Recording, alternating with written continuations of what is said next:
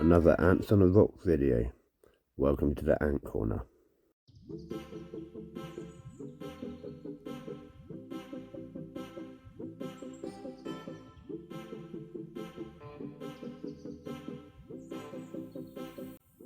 Hello everyone, and thanks for coming back for another episode.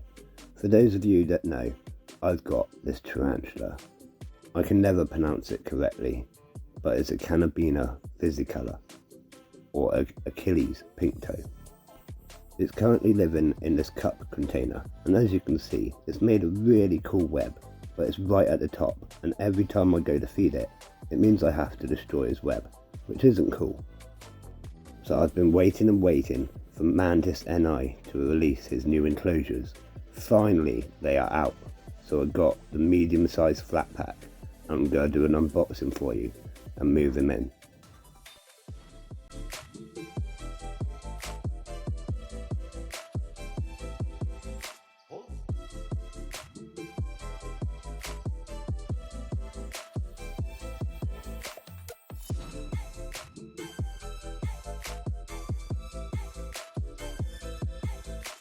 Now I've got it all out and unwrapped, it's time to build it, so let's see what we got. These elastic bands are really crucial, and luckily he actually sends a couple of spare as well. They're really easy to slide on the pieces, I'll show you in a minute. Putting it together was really easy. You get hold of the bottom piece, and then you get either the back or the front piece. I chose the front piece first. This is the part with the door.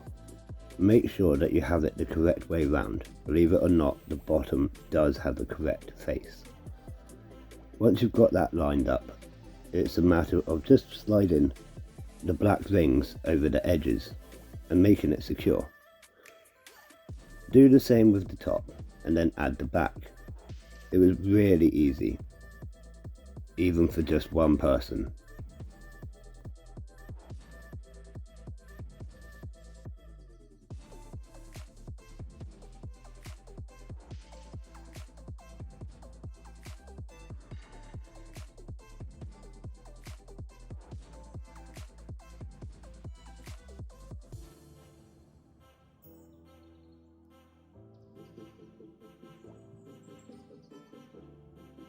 Once you've got to this stage, all you need to do is turn it on its side and attach the side pieces.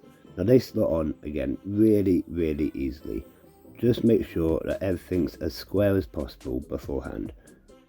Do this on both sides. I'm going to speed through it quickly for you.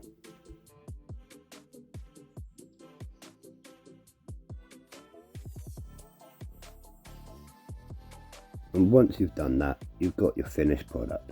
Let's have a little look. I really like this door. It's got some really strong magnets on it, and that's not going to be pushed open very easily. It's got this nice load of venting at the top for ventilation, and it has holes at the side as well.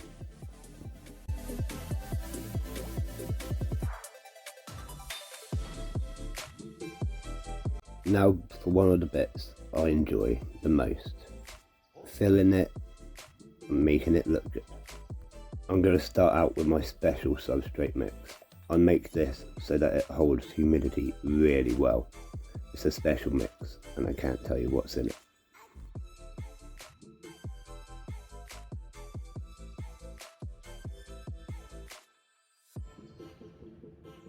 Next thing I'm going to do is compact all the substrate, and this is just a matter of pushing it really firm with my hands. We're going to start off by adding in a few mosses around the base.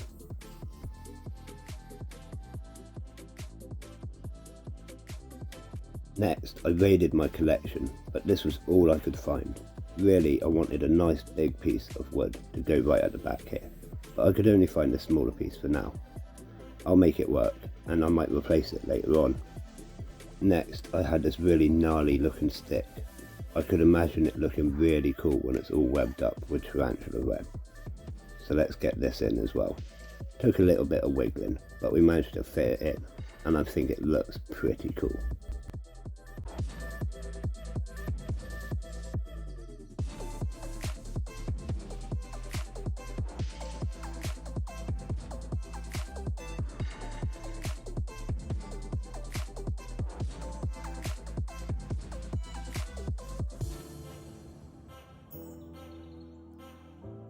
Now it was just a matter of getting my tarantula into the new enclosure without it escaping and running up my arm. But I'm afraid for that, you're going to have to wait for an outtakes reel. Once we got it inside, it instantly started crawling around on the sticks. I thought this was super cool and just what I hoped it would do. I don't yet know if it's male or female, but we have decided to call it Mr. T because it's a tarantula. Saying that, it is known as a cuddly bear of the tarantula world. Not very aggressive and quite easy to handle.